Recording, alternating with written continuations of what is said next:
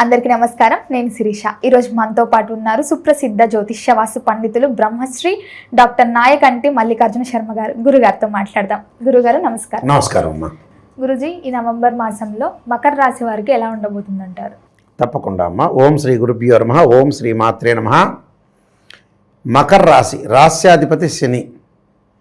సహజంగా మకర రాశి వాళ్ళు ఏంటంటే శనితత్వం కలిగిన రాశులు, అంటే మకర కుంభరాశులు. అంటే మకర రాశి వాళ్ళ యొక్క విషయాన్ని ముందుగా వస్తే నిర్ణయాలు, తొందరపడి నిర్ణయాలు తీసుకునే అవకాశాలు ఎక్కువ ఉంటాయి.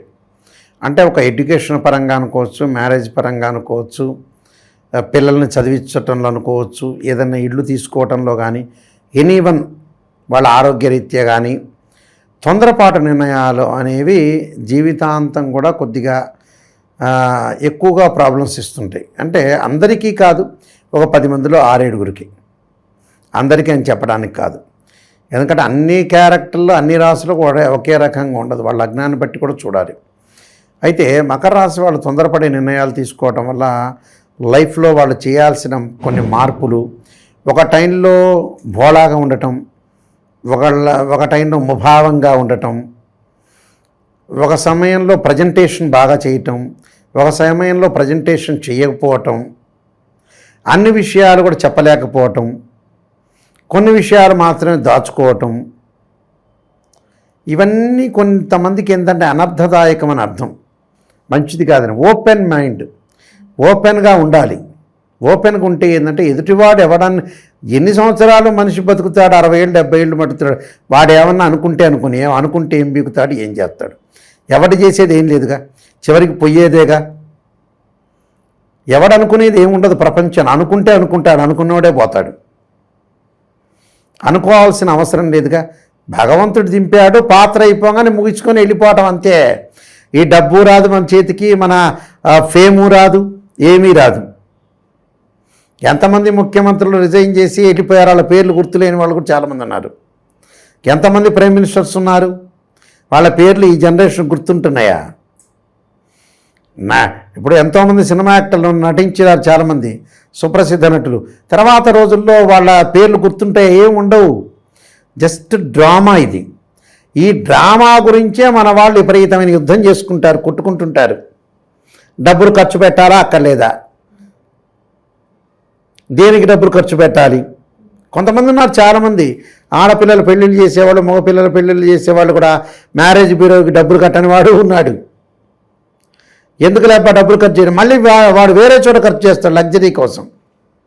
ఇప్పుడు క్షేత్రాలన్నిటికి కూడా వెళ్ళేది మామూలుగా వెళ్ళరిళ్ళు, భయం ఏదో అయిపోతుందేమో, ఏదన్నా జరిగిపోతుందేమో అనే ఉద్దేశంతో కొంతమంది ఇప్పుడు హైదరాబాద్ నుంచి తిరుపతి వెళ్ళారనుకోండి, ఆ కర్నూలులో భోజనం చేయొచ్చు, కడపలో భోజనం చేయొచ్చు, లగ్జరీగా అవన్నీ తిరగచ్చు, తినచ్చు. పిల్లలు కనుక హోమ్ సిక్ హాలిడేస్ వచ్చేవాడు ఇదివరకు రోజుల్లో. హోమ్ సిక్ హాలిడేస్ అంటే చిన్నప్పుడు మేము గుంటూరులో రవి కాలేజీ, విజ్ఞాన కాలేజెస్, గుంటూరు వికాసు, ఈ కాలేజెస్ ఉండేవి, శాంతా కాలేజీ, ఇవన్నీ విద్వాన్ అని. వాళ్ళు ఏంటంటే రామకృష్ణ కాలేజీ, ఇవన్నీ పిల్లలు ఏం చేస్తారంటే ఒక 6 నెలలు కాగానే పాపం వాళ్ళు హోమ్ సిక్ అని తల్లిదండ్రుల మీద బెంగ పెట్టుకొని వెళ్ళిపోతుండేవాళ్ళు. అలానే వీళ్ళకి హైదరాబాద్ మీద బెంగ పెట్టుకొని తిరుపతికి వెళ్తుంటారు వీళ్ళు. అంటే పెద్దవాళ్ళ బెంగ ఇది, అడల్ట్. అక్కడేమో చిల్డ్రన్స్ది.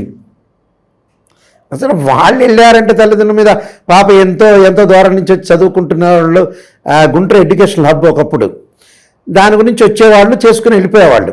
పిల్లలు పాపం బాధపడుతుంటే వెళ్ళుండేవాళ్ళు. ఇప్పుడు వాళ్ళందరూ కూడా డబ్బు దేనికి ఖర్చు పెట్టాలో తెలియదు. ఒక డాక్టర్ దగ్గరికి వెళ్ళారనుకోండి, 200 రూపాయల మందులు అయితే ఈ 200 రూపాయల మందులు అడుగుతున్నాను ఉద్దేశంతో, కానీ 50,000 రూపాయల సెల్ కొంటాడు. నిన్న నేను ఒక న్యూస్లో చూసా, జగపతి బాబుతో ఇంటర్వ్యూ చేశారు, famous actor, super star Jagapathi బాబుతోటి చేస్తున్నాగా. జగపతి బాబు ఒకటే అంటాడు, 100 రూపాయలు భోజనం చేయడానికి కూడా ఇదైపోతున్నారు, మైండ్ దొబ్బిందేమంటాడు. అంటే జ్ఞానం కలగట్లేదు వీళ్ళకి, అప్డేట్ కావట్లా. దేనికి ఖర్చు పెట్టాలో, ఒక కూతురు పెళ్లి చేయాలంటే మ్యారేజ్ బ్యూరో 10,000 అడిగారని వాడు ఆ కూతురుని ఇంట్లో ఉంచినోడు ఉన్నాడు. ఒక అబ్బాయికి బ్రహ్మాండంగా ఆస్తున్న విశాఖపట్నంలో అమ్మాయి ఉందంటే ఇంత ఇనోవా కార్లో ఖర్చు అవుతుందని ఆపుకున్నవాడు కూడా ఉన్నాడు. అసలు మన చేతుల్లోనే ఉంటుంది. ఫ్రీ వీల్ అంటారు యాక్చువల్గా. ఆ ఫ్రీ వీల్ అంటే మన చేతుల్లోనే 50% ఉంటుంది. మనం మంచి చేయాలన్నా, ఒక మనిషికి చెడ్డ చేయాలన్నా మనకి జ్ఞానాన్ని ఇచ్చాడు.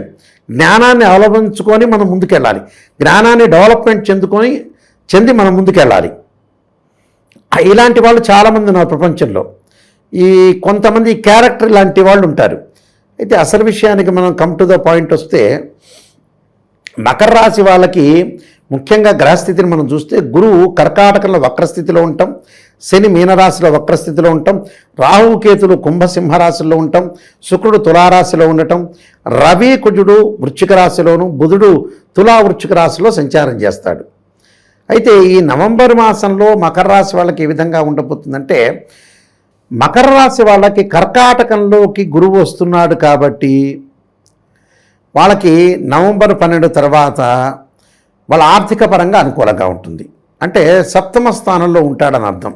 అంటే తృతీయాధిపతి వ్యయాధిపతి సప్తమ స్థానంలో ఉండటం వల్ల ఆర్థిక పరంగా అనుకూలంగా ఉంటుంది. ఆకస్మికంగా ధనలాభం, ఉద్యోగపరంగా ఎలాంటి ఇబ్బందులు లేకుండా ప్రశాంతంగా ఉంటారు. వ్యాపార పరంగా అనుకూలంగా ఉంటుంది. నూతన వ్యాపారాలు చేస్తుంటారు. బిజినెస్ డెవలప్మెంట్ చేసే అవకాశాలు ఎక్కువ ఉంటాయి. అంటే బిజినెస్ పరంగా ముందుకు వెళ్తారు, బాగా హ్యాపీగా ఉండే అవకాశాలు ఎక్కువ ఉంటాయి. అలానే శుక్రుడు యొక్క బలం వల్ల, శుక్రుడు ఎక్కడున్నాడు అని అంటే తులారాశిలో సంచారం చేస్తున్నాడు. అంటే దశమ స్థానంలో.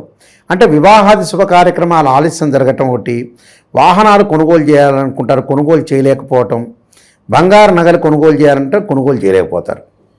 కానీ ఏకాదశ స్థానం రవి కుజుల వల్ల బలం వల్ల వీళ్ళకి రియల్ ఎస్టేట్ రంగంలో ఇళ్ల నిర్మాణం చేపట్టాలని, పొలాలు కొనాలని, ఆస్తులు కొనాలని, కోర్టు సమస్యల పరిష్కారం జరగటం, అంటే ఆస్తులు కొనుగోలు చేస్తారు, ఇళ్ళు కొనుగోలు చేస్తారు, కోర్టు సమస్యలు పరిష్కారం చేస్తారు, ఉద్యోగపరంగా హ్యాపీగా ఉంటారు ఇళ్ళు. అలానే ఉద్యోగపరంగా వ్యాపార పరంగా కూడా హ్యాపీగా ఉంటారు. పిత్రార్జితం కూడా కలిసి వచ్చే అవకాశాలు ఎక్కువ ఉంటాయి వీళ్ళకి. అంటే లాభంలో ఉండటం వల్ల అనుకూలమైన ఫలితాలు జరిగే అవకాశాలు ఎక్కువ ఉంటాయి. అలానే మకరం, కుంభం, మీనం శని వక్రగతిలో ఉండటం వల్ల భార్యాభర్తల మధ్యలో అన్యోన్యంగా ఉండి సమర్థవంతంగా నిర్వహించుకోవాలి. భర్త ఒక మాట అన్నా, భార్య ఒక మాట అన్నా కూడా ఆలోచన చేయకూడదు. ఒక భార్య నా భర్తే అనుకోవాలి, ఒక భర్త నా భార్య అనుకోవాలి. సర్దుబాటుతనం అనేది చాలా ఇంపార్టెంట్. మూర్ఖత్వం అనేది మంచిది కాదు. ప్రపంచంలో మూర్ఖత్వమే జీవితాన్ని సర్వనాశనం చేయటానికి అదే కారణం. లౌకిక ప్రపంచం, లౌకిక జ్ఞానం లేని వ్యక్తి వృధా అని అర్థం. అంటే ఇవన్నీ అలవర్చుకోవాలి. ఎక్కడైతే నెగిటివ్ ఉందో దాన్ని పాజిటివ్ చేసుకోవాలి. ప్రజలు మన చేతుల్లోనే ఉంటుంది 50% అది. అలాంటి విషయాలకి ముందుకు వెళ్ళాలి. ముందుకు వెళ్తే జీవితం అనేది డెవలప్మెంట్ అయ్యే అవకాశాలు ఎక్కువగా ఉంటాయి. వీళ్ళకి అష్టమ స్థానంలో కేతు యొక్క సంచారం, ఆరోగ్యపరంగా ఇబ్బందులు లేకుండా చూసుకోవాలి. చూసుకుంటే అన్ని మంచి జరిగే అవకాశాలు ఎక్కువగా ఉన్నాయి. కొన్ని రెమెడీస్ చేసుకొని ముందుకెళ్ళాలి. గురుగారు, ఈ మకర రాశి వారు ఎలాంటి పరిహారాలు పాటించాలంటే? తప్పకుండా లలితా సహస్రనామం పారాయణం చేయాలి, విష్ణు సహస్రనామం పారాయణం చేయాలి. ఏదైనా సరే ద్వాదశ జ్యోతిర్లింగం దర్శనం చేసుకోవటం, శ్రీశైలం లాంటివి, కాశీ లాంటివి, ఉజ్జయిని, ఓంకారేశ్వరం లాంటి క్షేత్రాన్ని దర్శించుకోవటం వల్ల వీళ్ళకి మంచి జరిగే అవకాశాలు ఎక్కువగా ఉంటాయి. తత్పురుషాయ దే మహాదేవాయ ధీమే తన్నో రుద్ర ప్రచోదయాత్ అనే మంత్రాన్ని సోమవారం, ఓం నమః శివాయ మంత్రాన్ని కూడా సోమవారం చదవటం, 2 జంట సర్పాలను దానం చేయటం, అలానే బొబ్బర్లు, వివాహం కాని వాళ్ళు ఎవరైతే ఉంటారో వాళ్ళు బొబ్బర్లు దానం చేయటం శుక్రవారం చేస్తే మంచి జరిగే అవకాశాలు ఎక్కువగా ఉంటాయమ్మా. మొత్తం మీద గురుగారు, ఈ నవంబర్ మాసంలో మకర రాశి వారికి ఎలా ఉండబోతుందో తెలియజేసినందుకు ధన్యవాదాలు. నమస్కారం.